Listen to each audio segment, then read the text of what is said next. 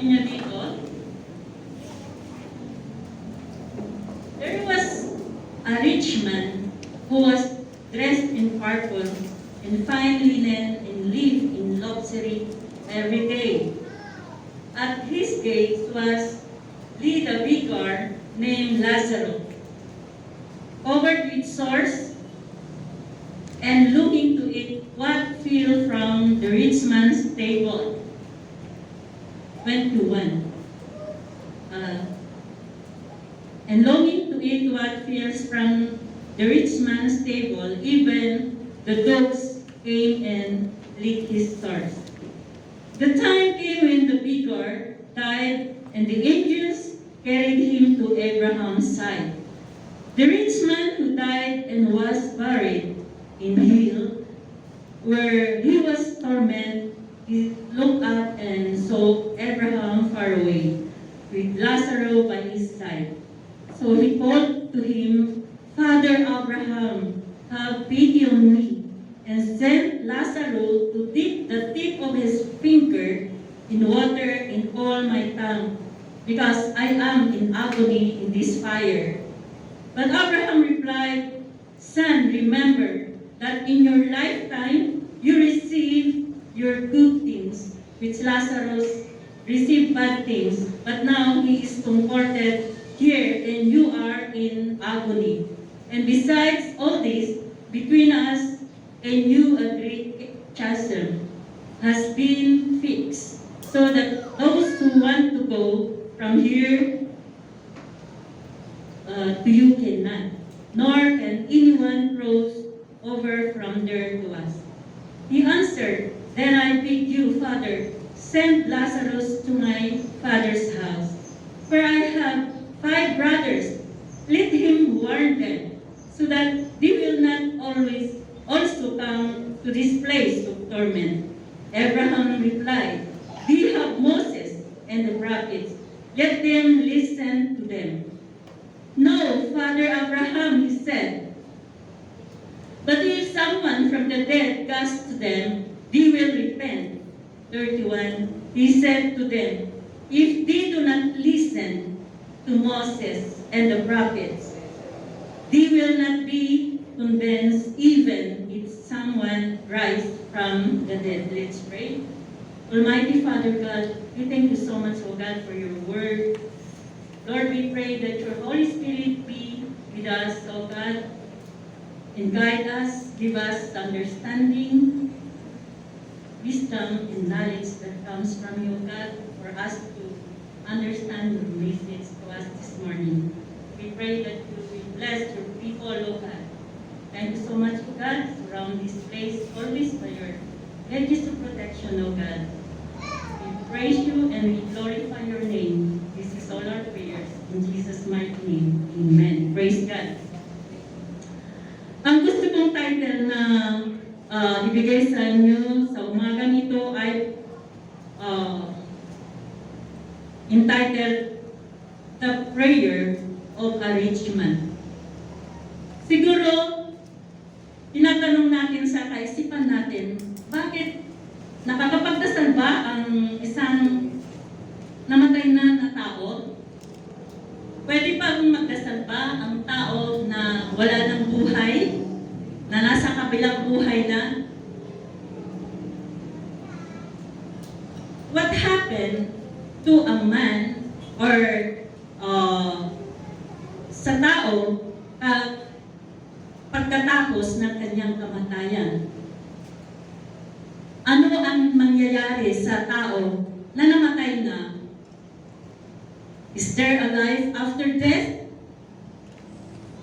Is it possible that a dead man could pray? Ang isang tao na namatay na ay conscious siya. Mayroon pa siyang pakiramdam. Sa verse 25, sabi niya dito, But Abraham replied, Son, remember that in your lifetime, you receive your good things, while Lazarus received bad things. But now he is comforted here, and you are in agony. So ang tao, pag namatay time na ay may pakiramdam pa, existing pa ang buhay niya. Hindi yung pag namatay na wala na. Parang animals na pag namatay ay wala na, katapusan na niya. Pero ang tao, ang kanyang pakiramdam ay buhay na buhay pa. Makikita natin dito, yung nabasa natin, na sinabi niya ni Abraham na, sabi ni Abraham na noong nandyan ka sa lupa, doon sa lupa, ay nasa yung lahat, pinamasa mo lahat, ang kasaganahan, kasiyahan, naranasan mo na lahat. Pero si Lazaro, hindi niya yun naranasan. At ngayon, na nandito na siya sa kabilang buhay, ay mararanasan niya rin ng kaginhawaan at kapanatagan ng loob at kasiyahan, mararanasan din ni Lazaro. So, walang nagawa ang rich man, yung namatay na mayamang na tao. So, what happened after death? People can feel pleasure or pain after death. Nakakaramdam siya ng kasiyahan, nakakaramdam din siya ng kahirapan, tormento, at matinding kahirapan ang nararamdaman ng isang tao na hindi mananampalataya sa Diyos. Ang sabi sa verse 24, sabi niya, so he called him, Father Abraham, have pity on me. Send Lazarus to dip the tip of his finger. Sabi niya gano'n. Ang nagmamakaawa dito yung mayaman na namatay. And pull it into my tongue before I am in agony. Because I am in agony in this fire. Nararamdaman niya yung sakit at matinding kahirapan na dala ng lugar kung saan siya naroroon. So, nakakaramdam siya. Existing ang tao pag namatay na siya. Ang itatapon lang o ibabaon sa lupa ay ang ating katawan na lupa. Dahil doon tayo nanggaling.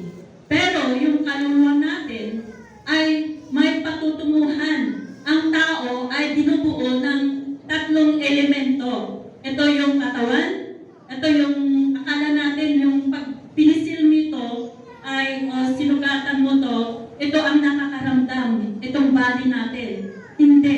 Yung kaluluwa natin ang nakakaramdam ng sakit. Amen?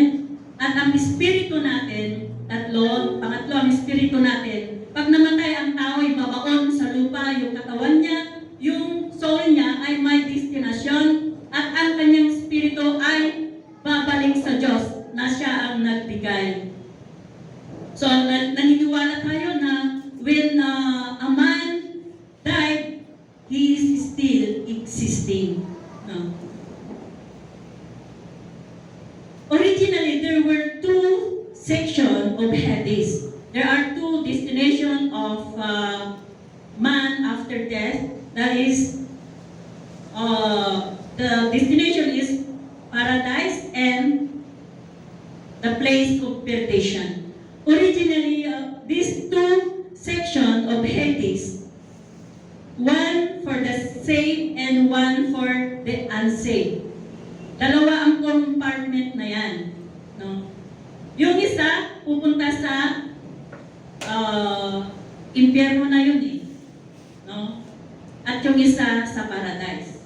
Then, yung pupunta sa paradise, yun yung mga saved people. Yung sa ibaba naman, o yung kalapit, ay yung unsaved people. Yung may apoy na susunugin yung buong mong yung kaluluwa mo, pero hindi yan nasusunog. Akala mo lang nasusunog ka, pero you feel agony, nahihirapan ka.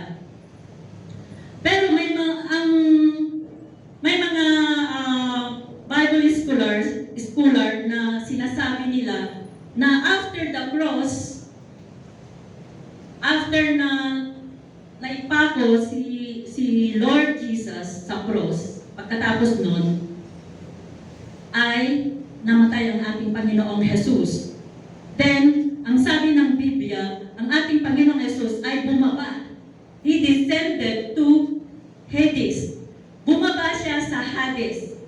Yung Hades na yun yung kinaroroonan ng mga dead people, kasama ang mga saved and unsaved. Sabi ko nga, dalawang compartment ang Hades. Yung isa ay place of perdition and a place of paradise, where Lazarus is. He is comforting by Abraham.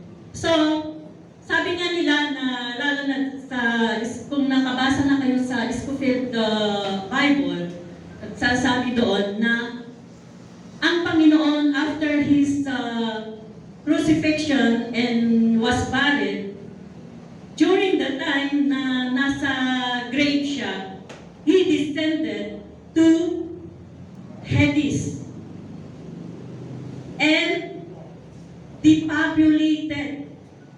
Kinuha niya lahat ang mga nandoon sa paradise at dinala. There is a triumphal entry in heaven. Dala-dala ng ating Panginoong Hesus Kristo na yung mga namatay sa Kanya, yung mga saved people in that place, in paradise, dala-dala na niya yun. At dinala niya sa heaven ang mga yon. While the unsaved people, they remain in that place, in the place, purgation place.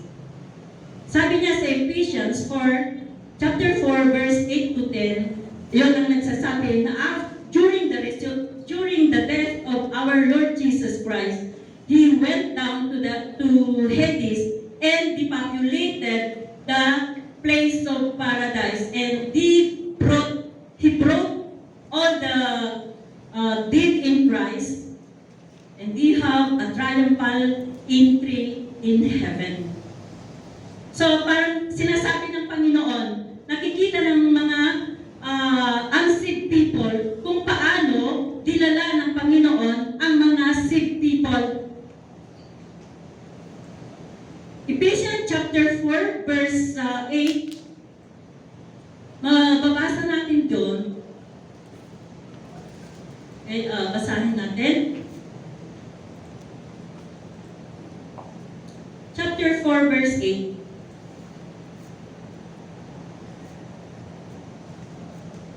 Ang sabi niya dito, this is why it says, when He ascended on high, He led captives in His train and gave to men. What does He ascend men except that He also ascended to the lower earthly regions? He who descended is the very one who ascended higher than all the heavens in order to fill the whole universe. And it was He who gave some to be apostles, some to be prophets, and some to be evangelists, and some to be pastors and teachers.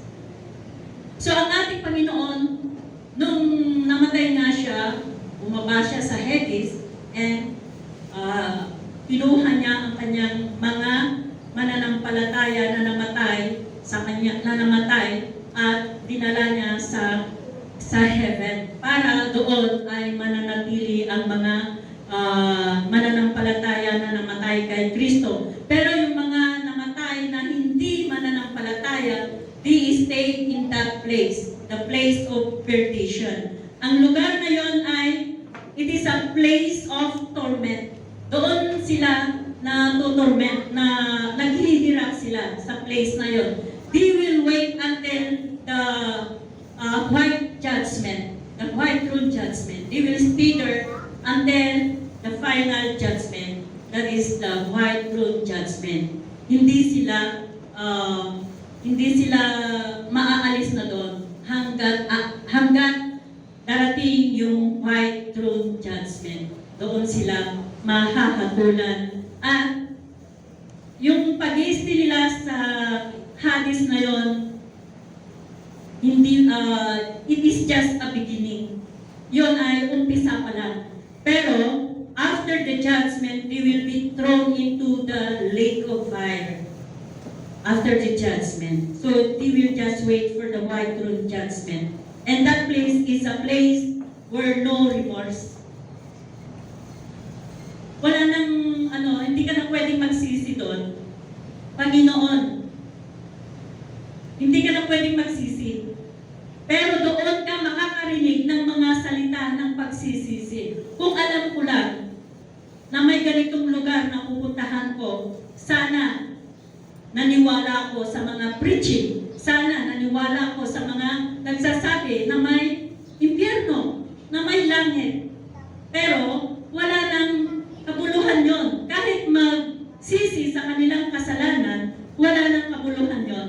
Dahil hindi sila nanampalataya sa ating Panginoong Jesus. Hindi nila pinakinggan ang ating mga evangelists, mga pastors, mga missionaries na nagbibigay sa kanila ng warning.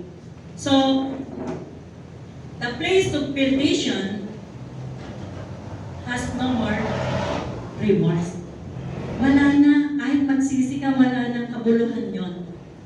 So, while you are still living, see to it that you live in a righteous way, in a righteous life. See to it that you receive our Lord Jesus Christ as your personal Savior and Lord. See to it that you are living like Christ's life, so that you will not go into that place where the rich man place is. And Lazarus was brought by the angels up to the bosom of Abraham. That place is a place of paradise. It is a place where Lazarus was comforted by Abraham. It is a place of gladness, happiness, and joy. Tinatamasa ni Lazaro ang lugar kung saan siya naroon. Now, our topic is the prayer of a dead man.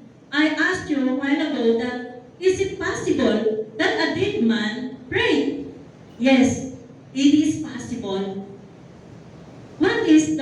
There are two prayers or two requests of the dead man when he was already at the place of perdition in Hades. What is the first prayer of the dead man? The dead man prayer is concerning relief for his body. Ito ay para sa kanyang kaluwagan ng kanyang katawan. Because he is in agony.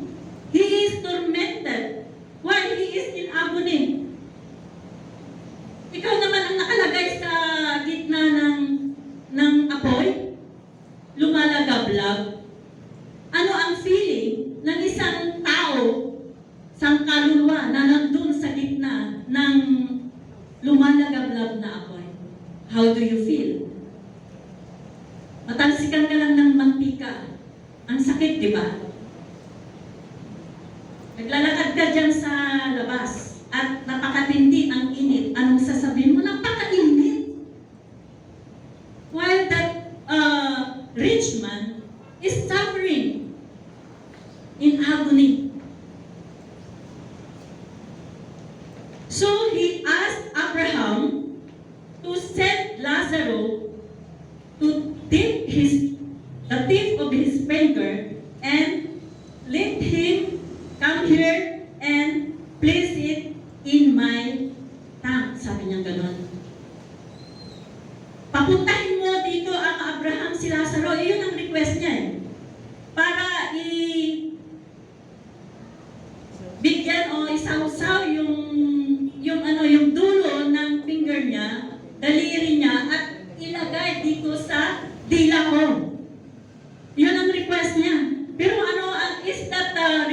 was answered?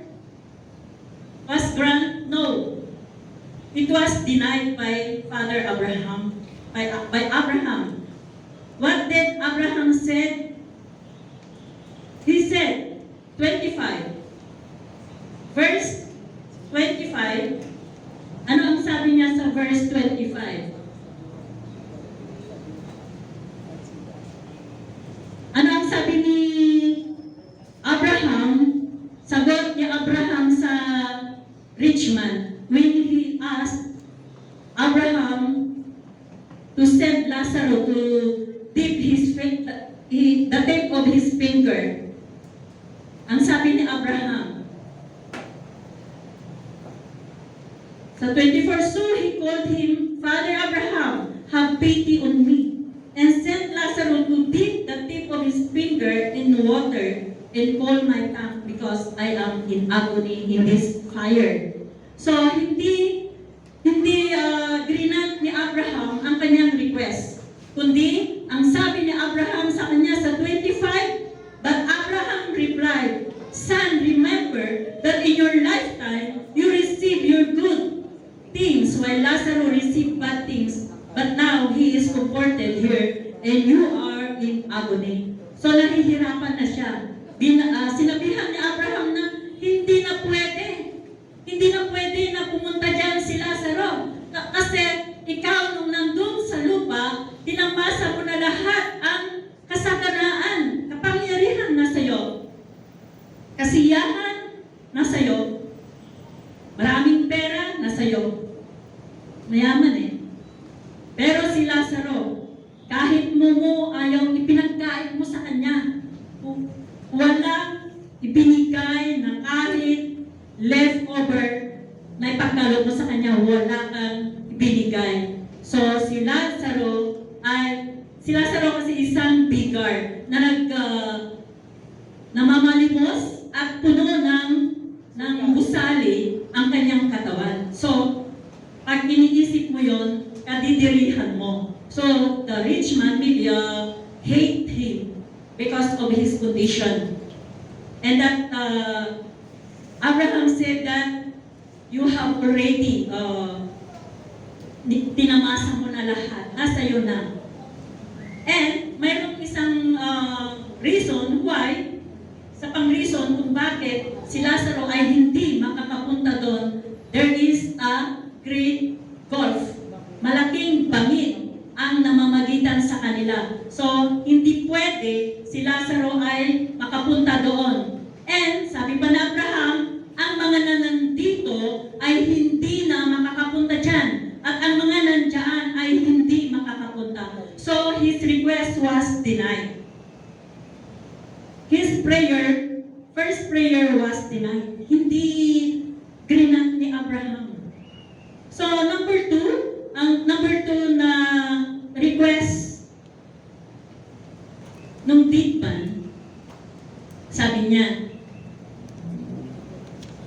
he prayed concerning redemption for his 5 siblings.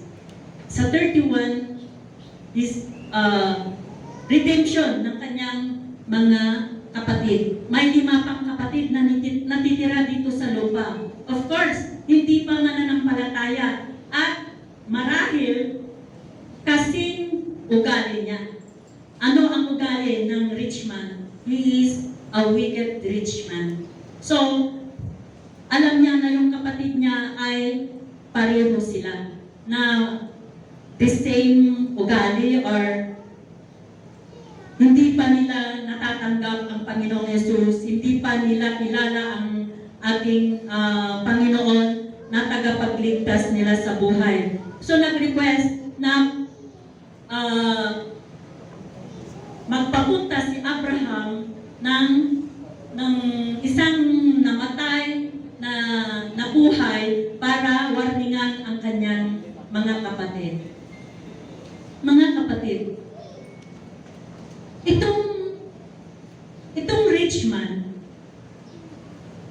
ay nagawa niyang humingi, magdasal, mag-request na ang kanyang mga kapatid na nandito pa sa lupa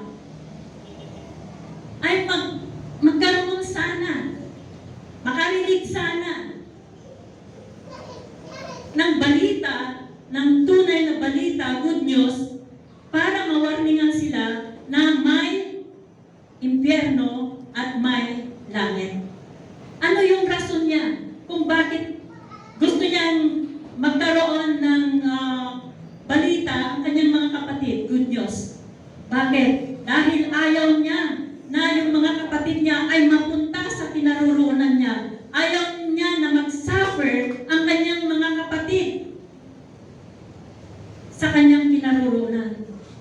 Dahil kung hindi nila kilala ang Diyos, kung hindi nila tinanggap ang salita ng Diyos sa kanilang buhay, tiyak na hindi sila makakapunta sa langit, kundi babagsak sila sa kanyang kinaroroonan. Kaya itong rich man, pinangkakasapan niya si Abraham.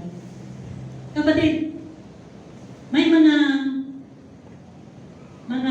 tao na nagbabayad ng special prayer para mailigtas ang kanilang mga kapatid na nandun sa kabilang buhay na.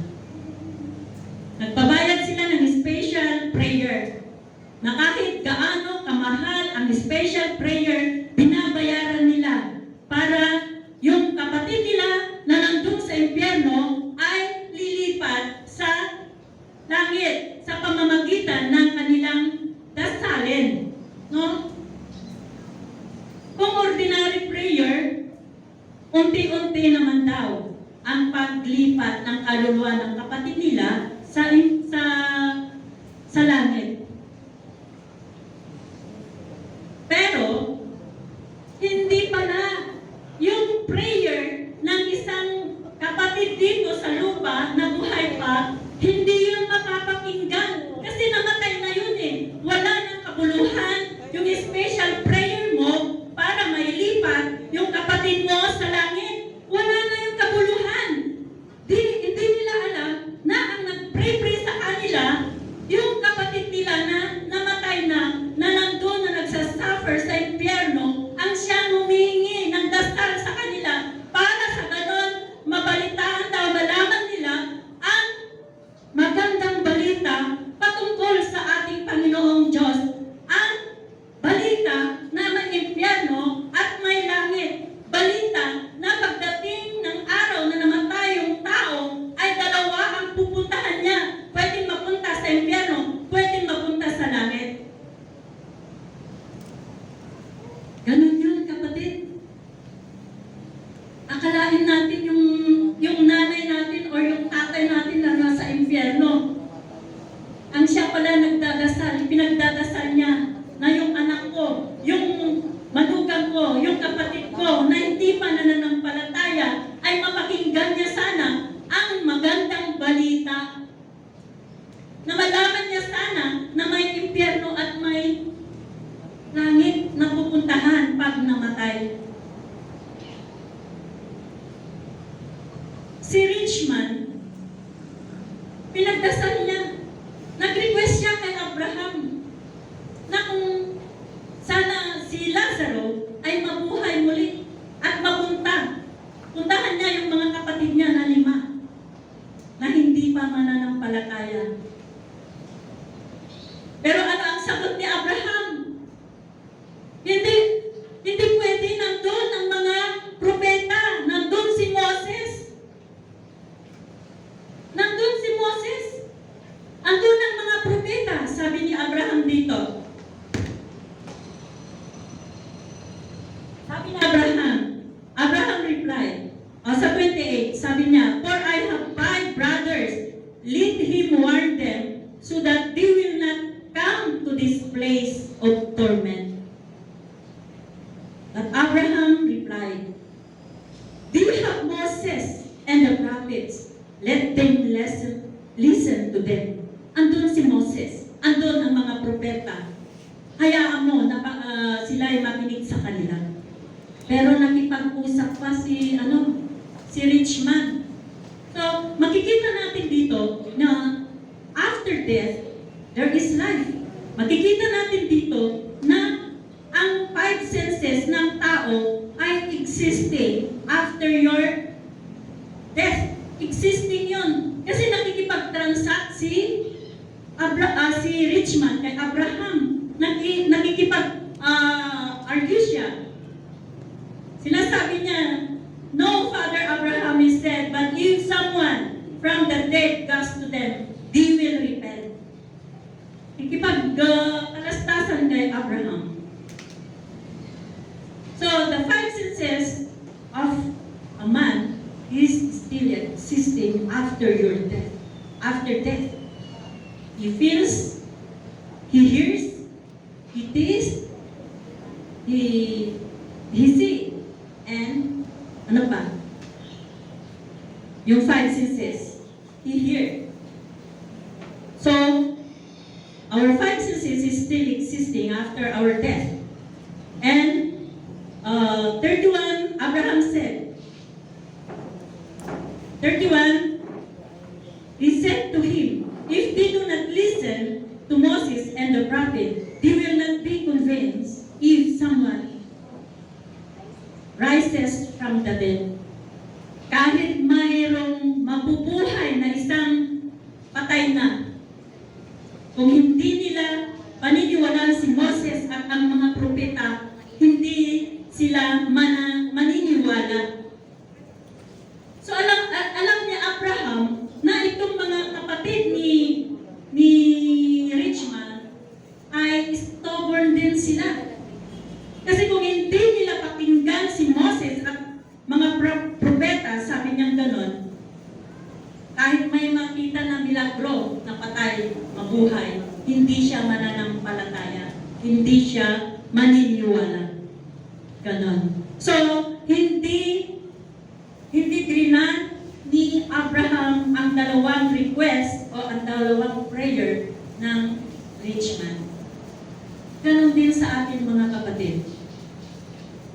Habang tayo ay nabubuhay dito sa lupa, habang tayo ay nakakapagpunta sa church, nakakapagdasal, nakakabasa ng salita ng Diyos, na pwede tayong mag-share ng salita ng Diyos. Samantalahin natin na ipag-pray ang ating mga kapatid, kamag-anak, kaibigan, na hindi pa mananampalataya upang sa ganon, maranasan din nila ang mararanasan mo. Huwag mong ipagkait ang iyong nararanasan na ipinagkaloob ng Diyos na sa ngayon ay tinatamasa mo na. Yung peace of mind, yung kapanatagan ng loob, yung joy na nararamdaman mo nung na-receive mo ang Panginoon, dapat ibigay mo din sa kanila, iparanas mo din sa kanila.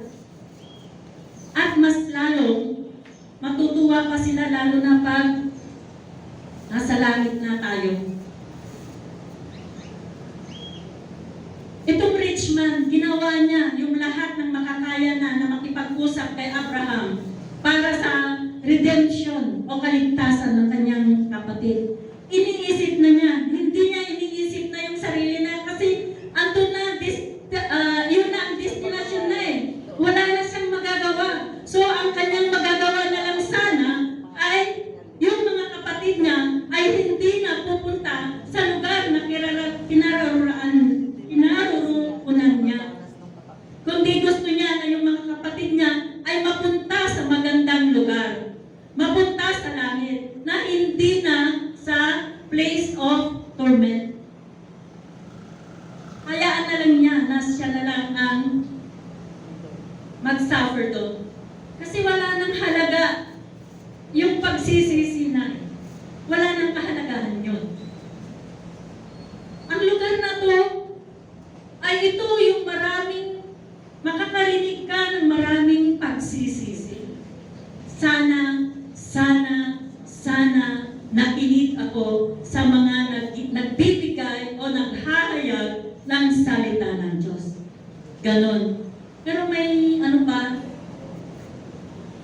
napaka-importante ang bagay, ang kaluluwa ng mga kapatid niya. Kaya sinubukan niyang kausapin si Abraham, sinubukan niyang mag-request, pero hindi pinakinggan na ni Abraham. Kasi wala na siyang magagawa. Maraming pastors dito sa lupa. Andun si Moses. Maraming evangelist, maraming missionaries na pwedeng magbigay sa iyo ng warning. Kaya tayo mga kapatid, nananampalataya sa Diyos, tayo magbigay warning maging tayo sa ating mga kapatid.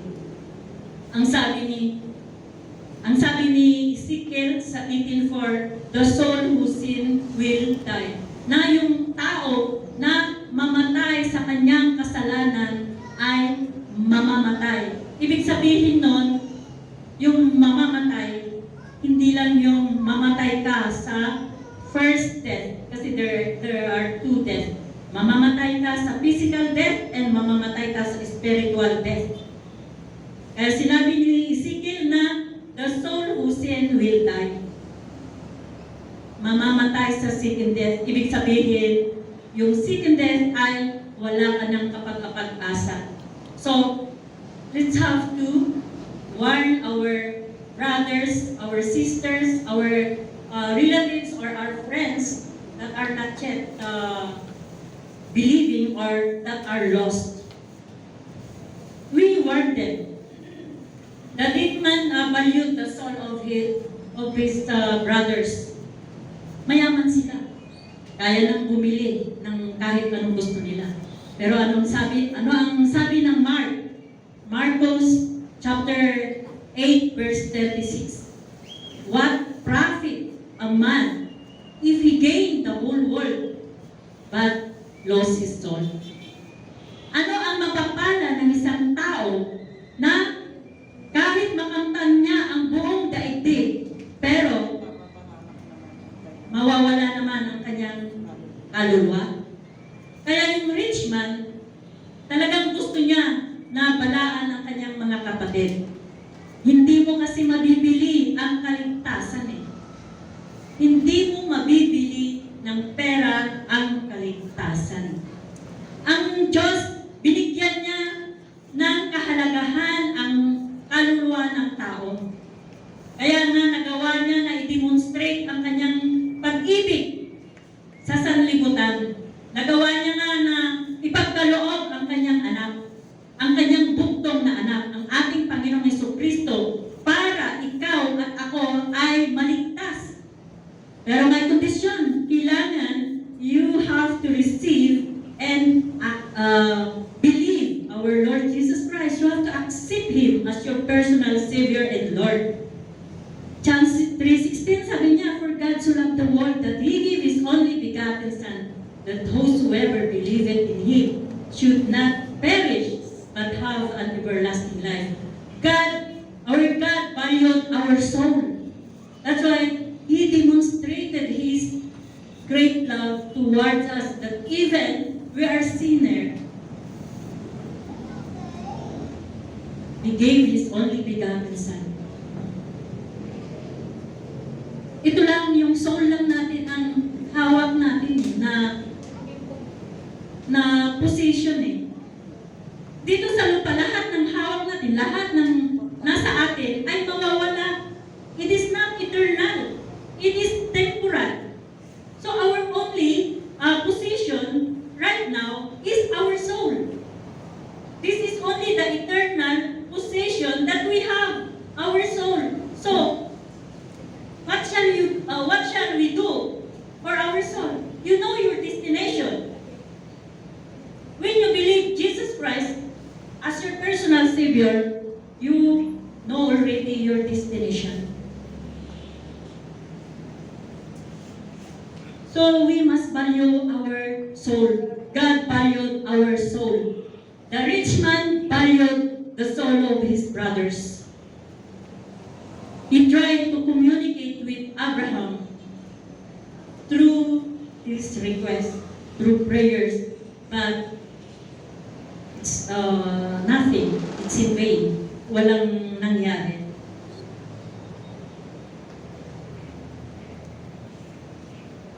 So napaka-importante mga kapatid na panghawakan natin ang i-value natin ang ating mga kaluluwa.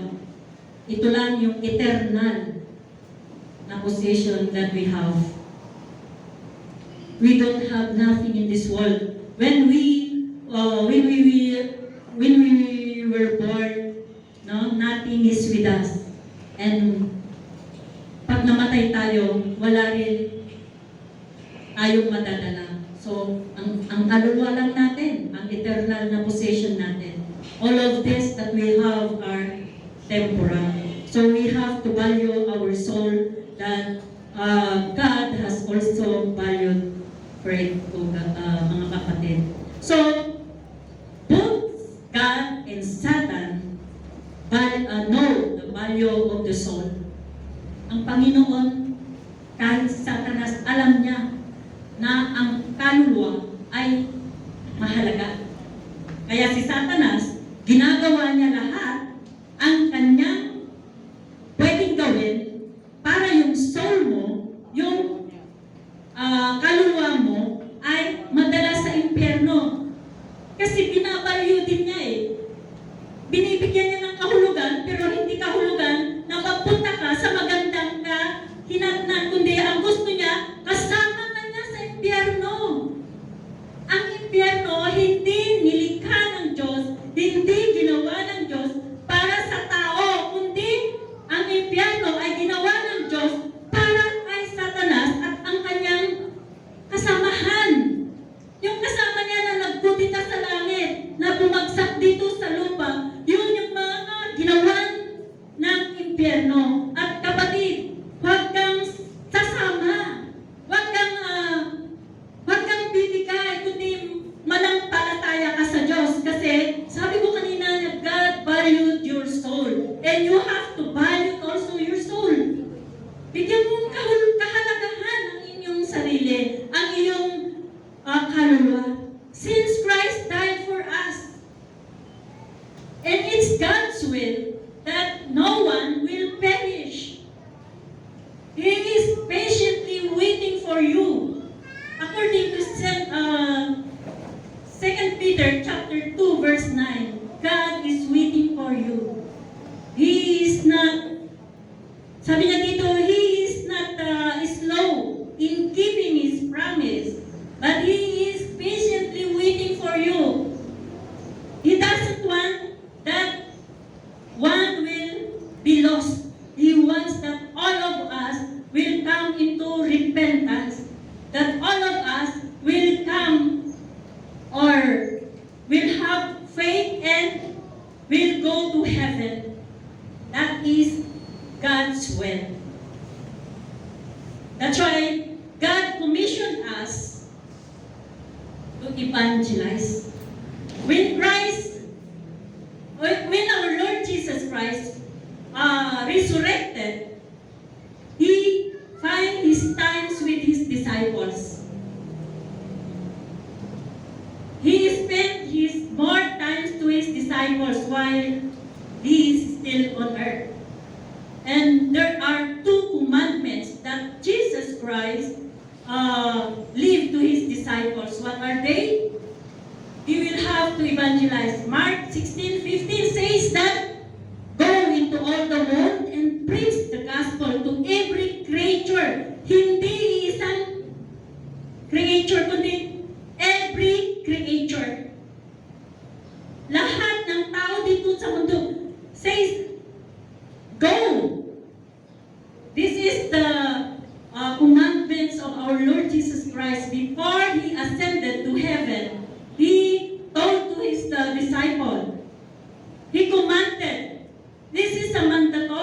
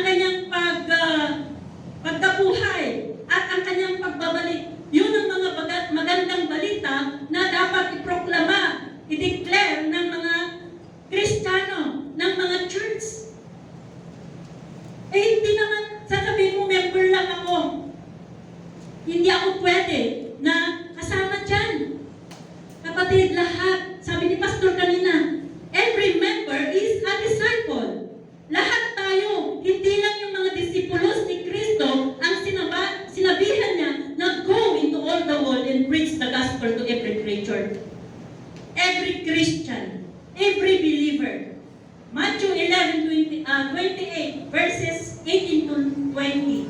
Ano ang sabi niya? Go into all the world and make disciple, no? To all people, lahat ng tao, disciple natin. Baptizing them in the name of the Father, and of the Son, and of the Holy Spirit. So, Christ, or our Lord Jesus Christ, has commanded us to go and preach the gospel to every creature, to proclaim His good news, so that all people will know that our Lord Jesus Christ is their Lord and Savior. Tingnan mo ang iyong paningin. Ikalat mo ang iyong paningin sa iyong surroundings, mga kapatid. Ikalat mo at makikita mo na untold millions and millions of people who are still lost. Nawawala pa sila. Nandun pa rin sa buhay ng mga mundo. Andun pa rin na hindi nila kilala ang Diyos. Kahit sinasabi mo, kilala niya ang Diyos. Pero si Satanas, kilala niya nga ang Diyos eh. But they must know the full gospel of our Lord Jesus Christ. The good news of our Lord Jesus Christ. Kailangan mawaringan natin sila. Yung rich man, pinipilit niya kay Abraham na dapat mawaringan ng mga kapatid niya. What more sa atin na tayo ay buhay pa at kaya-kaya natin pumunta sa mga kinaroroonan ng mga kaibigan natin, mga kapatid natin. At kahit hindi natin kapatid, but we know that he is lost. We can warn them. You just share the word. And if they will not accept it, the Holy Spirit will convict them.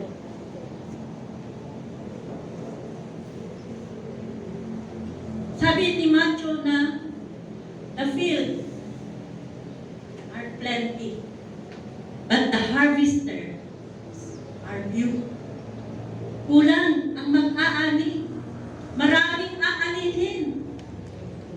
Pero ang manggagawa ay kulang. Kaya sabi niya na ask the Lord of the harvest. No?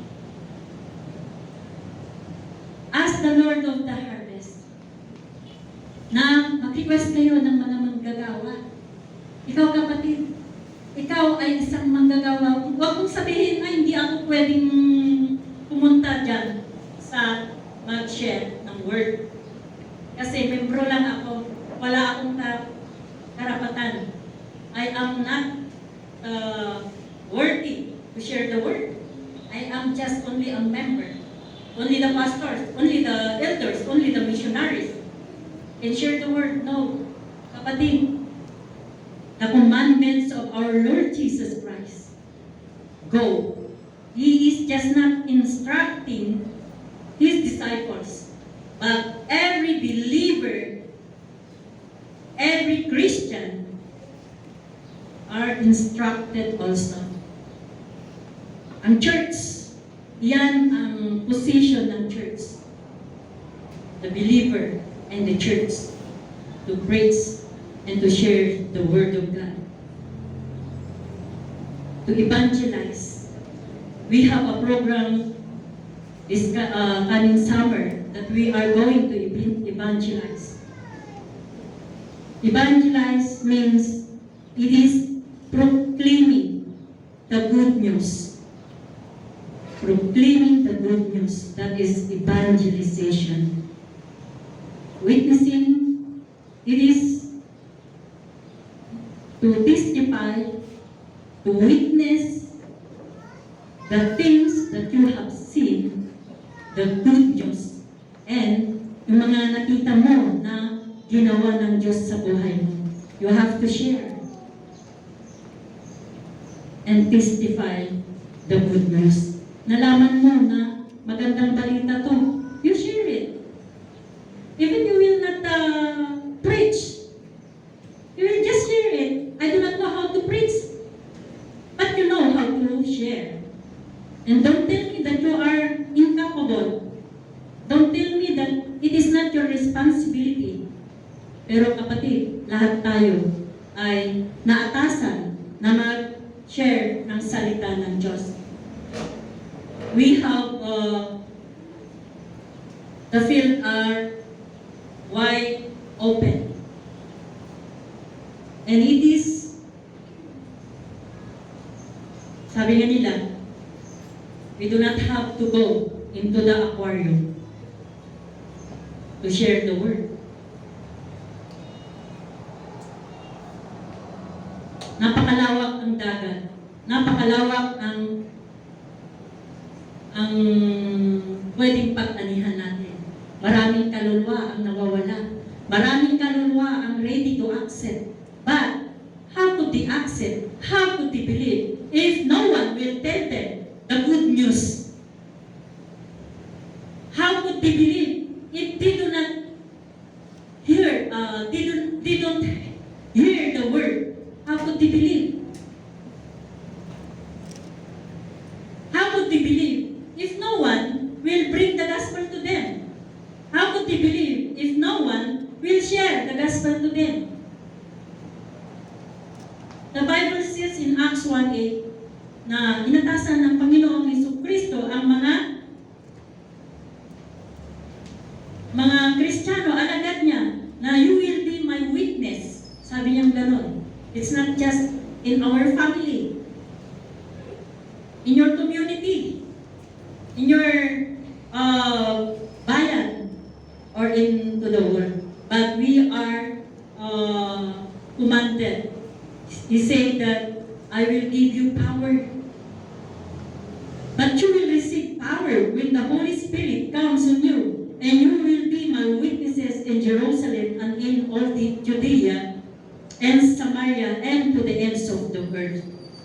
So, lahat tayo ay naatasan na mag-testify, mag-proclaim, mag-evangelize sa salita ng Diyos. This coming summer, please participate in evangelizing. Hindi namin kaya to, kaya ng buong church. Kasi that is the basic function of the church, to evangelize and to share the Word of God. Huwag tayong ay, tama na yan, nasip na ako, okay na lang. Importante nasip ako. But be not selfish. Huwag tayong madamot, i-share mo. Kung mayroon ka, i-share mo.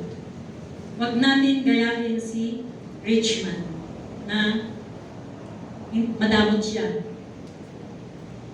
Kaya nung nakita sila ni Lazaro sa kabilang buhay, ay nagkaroon ng pagsisi siya at nagkaroon siya ng burden sa mga kapatid niya. Ganun din sa atin, magkaroon tayo ng burden sa ating mga kapatid. So, we ask you to participate and we have to pray for the incoming evangelization na maging successful at maging productive tayo. Let's just pray for the Lord of harvest that we will be capable in that time. And not only in that time, but every time we will be capable to share the Word of God. If you do not know how to preach, you will share the Word. And it's the Holy Spirit who will do the rest. Praise the Lord. Hallelujah. Palakpakan natin ang ating Panginoon God. The prayer of a rich man. Panginoon, maraming salamat sa iyo sa umagang ito. Salamat sa dakila mong pag-ibig, O Diyos, na kahit kami ay makasalanan, ginawa mo kaming mga anak. Ginawa mo kaming mga alagad mo, O Diyos. And we pray you will always be with us, O God, that our life will be always protected by you, O Diyos. Na laging ikaw ang siyang namumula sa buhay namin. Empower us and anoint us, O God, in testifying and witnessing your words, O God, to the lost soul. You know our burden, O God. You know our mission. The church's mission, O God, is to reach the unreached, O God. That's why We pray, O God, that you will always continue to give us that burden, O God, the burden of our Lord Jesus Christ. His mission is to lose and save, to save and seek the lost, O God. That is also our burden, O God, to save and to save the lost souls, O God. We will just continue the mission of our Lord Jesus Christ on earth, O God, while still on earth, O God. Hallelujah. We praise you, and may your message, O God, have a rima in our life, in our heart, in our mind, O God, for us to continue serving you, O God. In the near future, O God, we know that you will use everybody for witnessing and testifying the glory, your greatness, O God. Hallelujah. We thank you so much, O God, for this morning. We thank you so much for always giving us this opportunity to hear your words and your message, O God. Hallelujah. This is our prayer in the mighty name of our Lord Jesus Christ. Amen. Praise God.